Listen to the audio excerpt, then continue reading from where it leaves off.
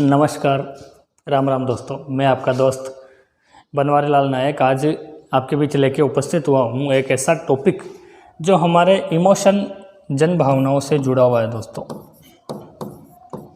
मैं बात करूँगा एक हमारे राजस्थान के कवि कन्हैयालाल सेठिया की कविता हरे गासरी रोटी। इसमें हमारे कवि कन्हैयालाल जी सेठिया सम्मानीय कवि ने बताया है कि जब हल्दी घाटी का युद्ध होता है और उसके बाद महाराणा प्रताप जंगल में भटकते हैं तो उनकी स्थिति दयनीय हो जाती है और जंगलों में वो घास की रोटी तक खाते हैं। आज अपन उस पर थोड़ा सा बात करेंगे। ऐसा नहीं है दोस्तों, घास की रोटी महाराणा प्रताप ने कभी नहीं खाई। आप अपने इमोशंस काबू में रखना। महाराणा प्रताप सैल्यूट है उनको मेरा। महाराणा प्रताप का सम्मान सर आँखों पे है। मेरे को एक बात बताओ यार, घास की रोटी कैसे खा सकते हैं?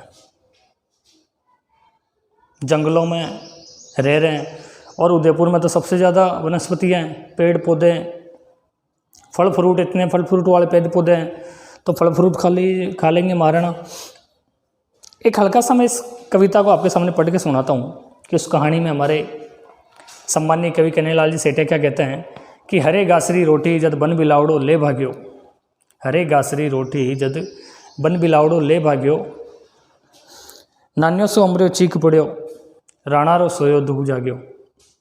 हूँ लड़ियो गणो हूँ सयो गणो, मेवाड़ी मान बचावण ने, मैं पाच नहीं राखी रण में, बेरियारो खून बहावण ने।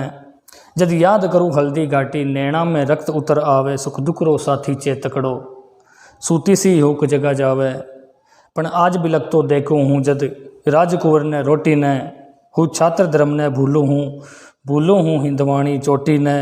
महला में 56 भोग जका, मनवार बिना करता कोनी, सोनारी थाड़िया नीलमरा बाजोट बिना धरता कोनी। हरे गासरी रोटी जद बन बिलावड़ो ले भाग्यो, नान्यो सो अमरियो चीक पड़ियो, राणारो सोयो दुख जाग्यो।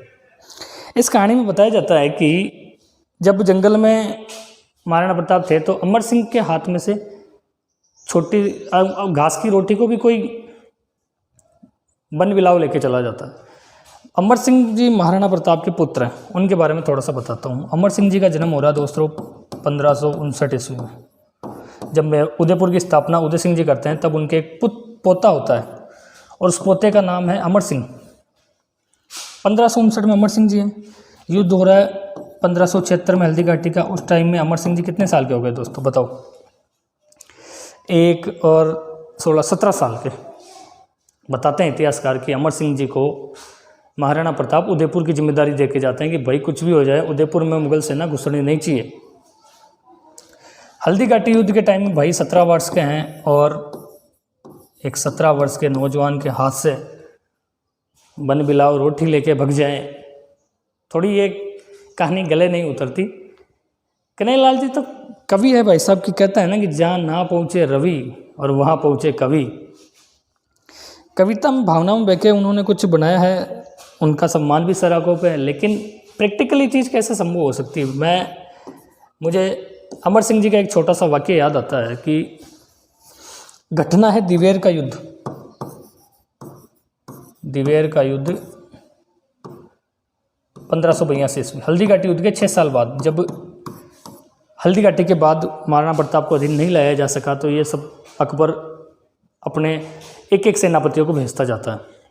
साल आता 1582 का और अकबर अपने सबसे खूंखार सेनापति अपने चाचा सुल्तान खां को भेजता है कि कहता है कि अनुभव एक्सपीरियंस लेके जाओ, इस बार अनुभव को साथ में भेजा।